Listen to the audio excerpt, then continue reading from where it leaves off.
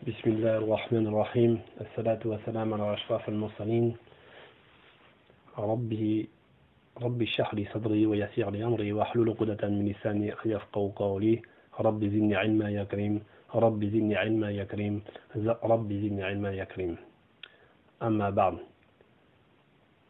قد قال الله سبحانه وتعالى في القرآن الكريم بعد أعوذ بالله من الشيطان الرجيم بسم الله الرحمن الرحيم وله الحمد في السماوات والأرض وعشيا وحين تظهرون يخرج الحي من الميت ويخرج الميت من الحي ويحيي الأرض بعد موتها وكذلك تخرجون ومن آياته أن خلق لكم من تراب ثم إذا أنتم بشر تنتشرون ومن آياته أن خلق لكم من أنفسكم أزواجا لتسكنوا إليها وجعل بينكم مودة ورحمة إن في ذلك لآيات لقوم يتفكرون ومن آياته خلق السماوات والأرض واختلاف ألسنتكم ألوانكم إن في ذلك لآيات للعالمين ومن آياته منامكم بالليل والنهار وابتغاؤكم من فضله إن في ذلك لآيات لقوم يسمعون ومن آياته يريكم البرق خوفا وطمعا وينزل من السماء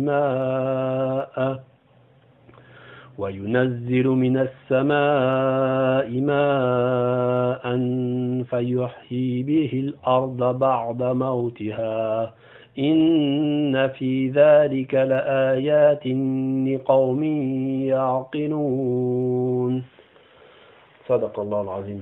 Alhamdulillah, alhamdulillah, mes chers frères, mes chères sœurs, toutes les louanges, la puissance, la gloire, les noms les plus exaltés appartiennent à Allah subhanahu wa ta'ala. Allah subhanahu wa ta'ala, celui qui nous a créés. Allah subhanahu wa ta'ala, celui qui nous donne la vie, qui nous fait vivre. Allah subhanahu wa ta'ala, celui qui nous fera mourir. Et Allah subhanahu wa ta'ala, celui qui nous ressuscitera et vers qui nous allons rendre les comptes. Alhamdulillah, chers frères, chères sœurs, on voulait aujourd'hui vous faire part de ce souci que nous avions à propos d'un élément constitutif essentiel de la société qui est le couple. Malheureusement, le constat est très très difficile à accepter, à regarder. C'est que on se rend compte qu'aujourd'hui, de plus en plus, surtout chez les jeunes, on a de grandes difficultés à faire tenir ces vies de couple pour des raisons que nous allons essayer d'expliquer. Tout d'abord, on voulait lire ce passage de Surat al-Rum à partir du verset 17 et nous allons voir, subhanallah, la puissance d'Allah et voir la perfection de l'organisation des versets. Tout d'abord, Allah subhanahu wa ta'ala nous dit glorifiez Allah donc soir et matin. Donc, premier enseignement qu'Allah nous donne à partir de ce verset, c'est l'importance d'avoir en permanence, du soir au matin et du matin jusqu'au soir, l'évocation d'Allah subhanahu wa ta'ala, non seulement sur la langue, mais aussi dans notre cœur, et enfin et surtout à travers la méditation. Allah subhanahu wa ta'ala dit dans un autre verset, Afala yatadabbarun al-Qur'an, est-ce qu'ils n'ont pas médité sur le Coran? Donc Allah nous invite, nous appelle à de nombreuses reprises à méditer sur sa puissance et sur sa création.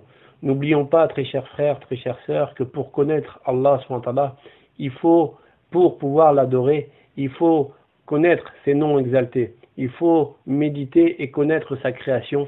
Sinon, alors, on aura beaucoup de difficultés à adorer Allah. Comment pouvons-nous adorer quelque chose ou quelqu'un qu'on ne connaît pas? C'est impensable. Donc on se doit de faire cet effort de méditer et de connaître Allah subhanahu wa ta'ala.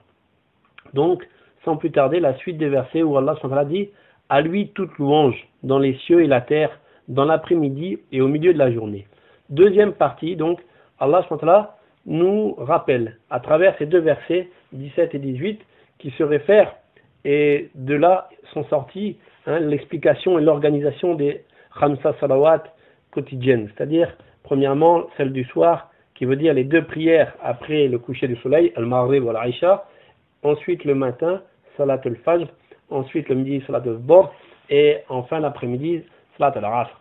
Donc à travers ces versets, Allah subhanahu wa ta'ala nous demande de le louer dans les cieux et la terre au travers de ces 5 prières quotidiennes. Ensuite, Allah subhanahu wa ta'ala nous fait part et il nous rappelle que du mort il fait sortir le vivant, et du vivant il fait sortir le mort, et il redonne la vie à la terre après sa mort, et c'est ainsi que l'on vous fera sortir. Subhanallah.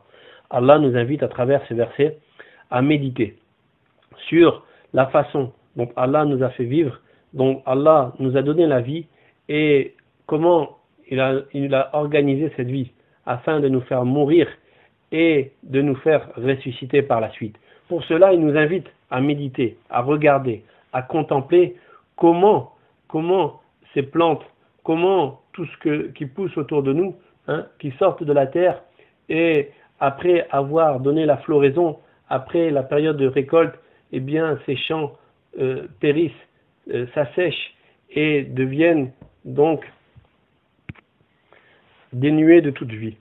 Donc Allah nous appelle et nous invite à méditer sur la création, sur cette vie, et à se rappeler que tout comme nous sommes vivants aujourd'hui, tout comme ces plantes et ces champs, eh bien nous allons mourir et un jour nous serons ressuscités. Et ça, c'est un appel à la méditation sur la préparation à la vie après la mort. Ensuite, parmi les signes, il vous a créé de terre. Allah nous rappelle que tout comme cette terre qui vit, qui meurt, qu'Allah refait vivre et qui refera mourir, Allah nous rappelle qu'il nous a créé de cette même terre. Puis voilà des hommes qui se dispersent. Et Allah nous rappelle que c'est par sa grâce, que c'est par sa puissance qu'Allah a peuplé le monde entier. Dans un autre verset, Allah subhanahu wa ta'ala nous rappelle et dit Ya ayyuhan nas inna khalaqnakum min dhakarin wa untha wa ja'alnakum shu'uba wa qaba'ila lita'arafu. Allah nous rappelle à travers ce verset que ô vous les hommes, inna akramakum 'indallahi atqakum, que ce n'est pas tout comme Allah dit, ô vous les hommes, on vous a créé d'un homme et d'une femme et on a fait de vous des peuples et des tribus différentes afin que vous vous entreconnaissiez. Et le plus honorable parmi vous, c'est celui qui a le plus de taqwa. Malheureusement, le constat est catastrophique. Ce verset-là nous rappelle celui qu'on vient de dire, que, ô vous les hommes, nous avons créé d'un homme et d'une femme, et ainsi de suite. Ce verset-là nous rappelle que c'est Allah SWT qui a choisi pour nous de quelles origines nous sommes. Et malheureusement, combien est triste le constat de toutes ces familles déchirées, de tous ces jeunes en souffrance parce que leurs parents n'ont pas voulu marier leur fille ou leur fils avec un Gouer, avec un Algérien, avec un Rifi, avec un Schleur. Pourquoi? Parce qu'ils n'acceptent pas que leur enfant se marie avec une autre culture que celle de leurs propres parents. Et ça, c'est vraiment un esprit tribal qui est catastrophique et qui a été chassé par le prophète sallallahu alayhi wa sallam. Le prophète sallallahu alayhi wa sallam nous a fait prendre conscience qu'il n'y a pas tout ça en islam. Tout comme, comment l'islam se serait répandu sur terre si chaque sahaba, si chaque musulman avait refusé de marier ses enfants avec une autre culture? Non. Et on rappellera juste ce hadith où le prophète sallallahu alayhi wa sallam a dit إذا جاءكم من ترضون خلقه ودينه فزوجه إلا تفعلون تكن فتنة في الأرض وفسادا كبيرا. Le prophète nous a rappelé que si vous voyez un être qui vient avec la religion et le bon comportement, alors mariez-le. Sinon, qu'est-ce qui va venir? Il va venir le façade, la corruption, la débauche, le zina. Et il suffit d'ouvrir ses yeux pour voir tout ce qu'on voit aujourd'hui. Et la cause, elle est là. La cause, elle est là. C'est qu'on n'accepte pas, pour le bien de nos enfants, pour leur protection, pour protéger leur foi, pour protéger leur religion, de les marier avec des gens, non pas qui ont des signes religieux ou un bon comportement, mais simplement par souci de tribalisme.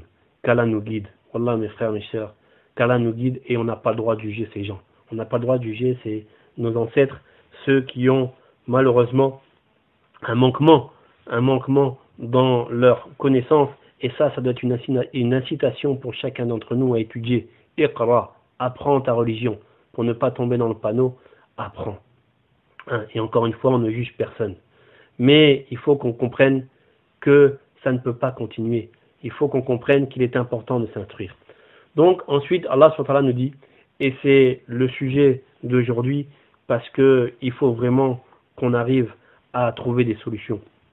Où Allah subhanahu wa ta'ala dit, et parmi ces signes, il a créé de vous, pour vous, des épouses, pour que vous viviez en tranquillité. Donc l'objectif du mariage, c'est la tranquillité. As-sakina, litaskunu ilayha, afin d'avoir la tranquillité avec elle. Wallah, chers frères, chères sœurs, quel est l'objectif du mariage? Avec quelle intention on se marie? Allah, il a mis l'épouse afin d'avoir la tranquillité auprès d'elle. Maintenant, si cette épouse ne nous amène pas la tranquillité, parce qu'elle n'accepte pas les préceptes de l'islam, parce qu'elle se refuse d'obéir à son mari, wallahi, regardez toutes ces femmes qui souffrent. Regardez toutes ces femmes qui se retrouvent seules avec leurs enfants et qui pleurent aujourd'hui parce qu'elles n'ont pas su écouter leur mari. Parce que sous prétexte que moi, je regarde toutes les séries américaines et dans Desperate Housewives ou dans toutes les autres séries de perdition, et ben la femme, elle est libre. La femme, elle défend son honneur. Wallah, qu'Allah nous guide. Et faites très attention à toutes ces séries, à toutes ces mauvaises influences que peuvent avoir vos enfants et la télévision sur vos mentalités. Car à force de suivre toutes ces bêtises et de ne pas vouloir se soumettre aux règles d'Allah, et on va le voir dans les versets qui suivent, à force de ne pas vouloir écouter ton mari, à force de ne pas vouloir écouter les conseils du prophète, alors tu risques de pleurer jusqu'à la fin de tes jours. Tu risques de pleurer jusqu'à la fin de tes jours. Et pire encore, de pleurer le jour du jugement. Pourquoi? Parce que tu n'as pas voulu écouter. Tu n'as pas voulu apprendre à te corriger. قال النبي صلى الله عليه وسلم الكيس من دان نفسه وعمل لما بعد الموت والعاجز من تبعه نفسه هواها وتمنى على الله. L'intelligent, c'est celui qui se corrige lui-même et qui agit pour sa vie après la mort, alors que l'imbécile, c'est celui qui suit ses passions et qui espère la miséricorde d'Allah. Vraiment, qu'Allah nous guide, qu'Allah nous donne la compréhension de notre religion, chers frères, chères sœurs. Pourquoi tu n'as pas obéi? Pourquoi tu n'écoutes pas les conseils de ton mari? Tu crois qu'il veut ta mort? Tu crois qu'il veut ta destruction? Allez, combien même, vas-y. Tu vas me dire que oui, mon mari, il est dur, il est méchant. D'accord. Et qui t'a donné ce mari? Et qui t'a donné les règles? Et qui t'a donné l'organisation de la vie telle qu'elle doit être? Pourquoi on accepte qu'il y a des règles lorsque on prend sa voiture et qu'il y a un feu rouge, on s'arrête? Pourquoi lorsqu'on va au travail, on accepte qu'il y a des créneaux horaires auxquels on se doit de se plier et un règlement auquel on se doit de suivre? Et pourquoi on n'accepterait pas que pour notre vie de couple, Allah subhanahu wa ta'ala, qui est le meilleur des créateurs, celui qui t'a créé et celui qui te connaît mieux que n'importe qui, il t'a donné un mari afin de te permettre de te rapprocher d'Allah. Comment?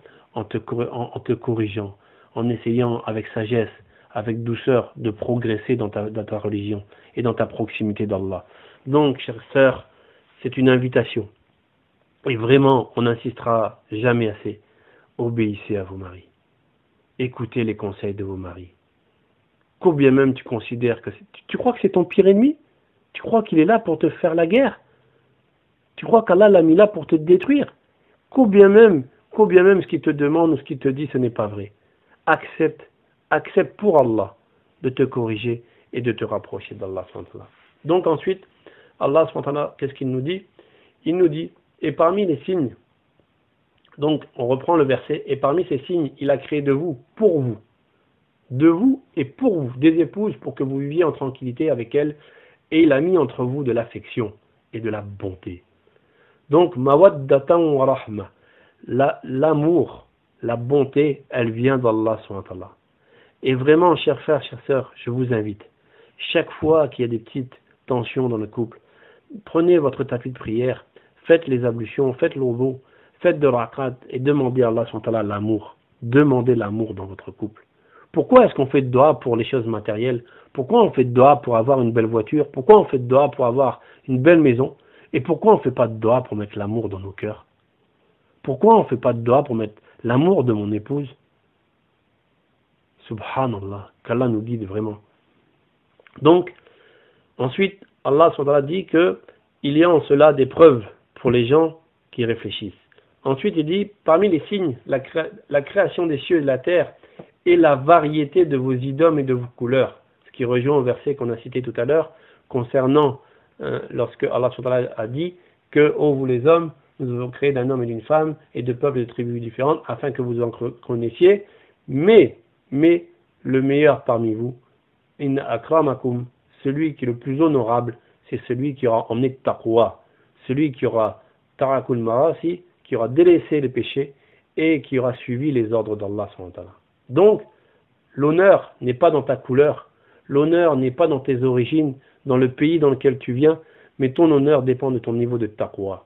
Et si tu n'as pas compris que c'est ça l'objectif de ta vie, que l'objectif de ta vie c'est de te corriger, de chercher à te rapprocher d'Allah en lui obéissant et en t'éloignant des péchés, alors c'est qu'on n'a rien compris. Vraiment qu'Allah nous guide. Et il y a en cela des preuves pour les savants. Et parmi ces signes, votre sommeil la nuit et le jour, et aussi votre quête de sa grâce, il y a en cela des preuves pour des gens qui entendent.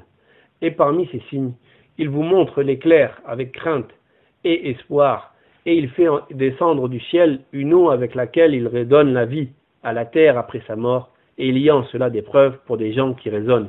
Encore une fois, Allah nous appelle, nous invite à méditer sur les différentes saisons, le printemps, l'été, l'automne, l'hiver, la succession de ces saisons et ce qu'elles changent, ce qu'elles apportent comme changement, comme culture, au niveau des champs, au niveau de la végétation qui nous entoure. Allah nous invite à méditer et souvent il fait ce rapprochement, il prend l'exemple de cette terre qui vit et qui meurt, qui vit, qui remeurt, comme notre vie à nous. C'est-à-dire que tout comme nous sommes vivants aujourd'hui, nous allons mourir et un jour nous serons ressuscités. Qu'Allah fasse que chacun d'entre nous, on soit au plus haut degré du Jannah, Inch'Allah. Ensuite, dans un autre verset, un peu plus loin, verset 30, Allah s.w.t. dit فَأَقِمْ وَجْهَكَ لِلدِّينِ حَنِيفًا فِطْرَةَ اللَّهِ الَّتِي فَطَرَ النَّاسَ عَلَيْهَا لَا تَبْدِيلَ لِخَلْقِ اللَّهِ ذلك الدين القيم ولكن أكثر الناس لا يعلمون. Subhanallah. Subhanallah. Allah nous dit, dirige tout ton être vers la religion exclusivement pour Allah. Telle est la nature qu'Allah a originellement donnée aux hommes. Pas de changement à la création d'Allah. Voilà la religion de droiture, mais la plupart des gens ne savent pas. Subhanallah mon frère, Subhanallah ma sœur. Allah ne t'a pas créé pour devenir riche. Allah ne t'a pas créé pour construire des grandes maisons. Allah ne t'a pas créé pour jouer les mannequins ou les top modèles. Mais Allah t'a créé uniquement pour te diriger et t'approfondir dans sa religion. Et si tu n'as pas compris ça, tu risques de passer à côté de l'essentiel dans toute ta vie. Tu risques de ne jamais goûter au bonheur. Wallahi, qu'est-ce qu'il y a comme plus grand bonheur que de se sentir proche d'Allah, que de te lever, de te mettre sur ton tapis de prière, te prosterner, de voir les larmes couler dans tes yeux sur tes péchés. Qu'est-ce qu'il y a de meilleur comme sentiment que celui-là? Qu'est-ce qu'il y a de meilleur comme sentiment que de mettre en application les versets d'Allah lorsque tu vas partager, lorsque tu vas aider les pauvres, lorsque tu vas t'efforcer à avoir un bon comportement avec ton épouse, avec ton mari? Qu'est-ce qu'il y a de meilleur que ça? Qu'est-ce qu'il y a de meilleur que ça? Allah subhanahu dit dans un autre verset, il nous dit من عمل صالحا من ذكر أو أنثى وهو مؤمن فلنحيينه حياة طيبة. Celui qui fait les bonnes actions, que ce soit un homme ou une femme, et qui apporte la foi, alors nous lui garantissons une vie de tranquillité, une vie de bonheur. Donc, encore une fois, chers frères, chères sœurs, Allah n'a pas mis le bonheur ni la réussite dans l'argent. Allah n'a pas mis le bonheur dans les grandes constructions, dans les grands diplômes, même si on se doit d'apprendre, même si on se doit d'obtenir un bon métier. Mais Allah a mis son bonheur et sa réussite uniquement dans les bonnes actions, dans les actions nobles, dans les actions qu'Allah aime et dans le fait d'augmenter ta foi. Voilà comment tu peux obtenir le bonheur. Que tu sois riche, que tu sois pauvre, que tu sois beau, que tu sois pas beau, que tu aies tout ce que tu veux sur cette terre ou que tu n'aies rien, tu as la possibilité, parce qu'Allah il est l'adil, il est le plus juste des justes, et il a fait que ce bonheur est atteignable par chacun d'entre nous, à condition de quoi? De faire des efforts. وَالَّذِينَ جَاهَدُوا فِينَا لَنَهْدِيَنَّهُمْ سُبُلَنَا. Allah nous garantit que si on fait des efforts pour se rapprocher de lui, pour suivre les ordres d'Allah et s'éloigner des péchés, alors il nous mettra sur le bon chemin. As-sirat al-mustaqim, le chemin de ceux qui réussissent, le chemin de ceux qui restent sur la bonne voie. Vraiment qu'Allah nous facilite à chacun et chacune d'entre nous et qui nous donne la compréhension et le but de cette vie. Donc Allah te demande de te diriger à 100%, à 100%, dirige-toi vers Allah, suis ta religion. Ya ayyuhalladhina amanu udkhulu fis-silmi kaffa. Dans un autre verset, Allah subhanahu wa ta'ala dit: ô vous qui avez cru, rentrez dans la religion en totalité. Les Mufassirin ont donné deux interprétations, notamment dans Ibn Kathir. Il nous dit que la première, c'est que ce verset s'adresse aux musulmans, auquel cas tu dois prendre la religion en totalité. Pourquoi tu acceptes certaines règles et pourquoi tu n'en acceptes pas d'autres? Pourquoi chacun veut faire la religion à sa sauce?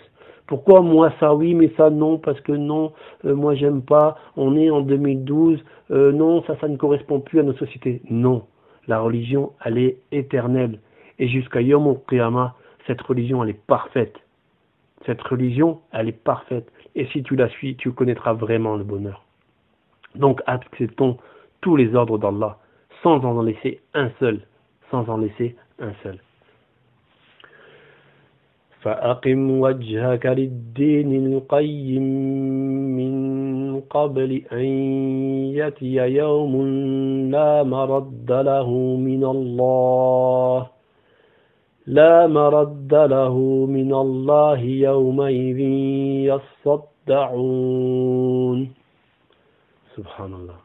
Et un peu plus loin, verset 43, Allah nous redit: dirige tout ton être vers la religion de droiture, avant que ne vienne d'Allah un jour qu'on ne peut repousser. Ce jour-là, les gens seront divisés. Il y aura celui qui aura mécru et il y aura celui qui aura cru.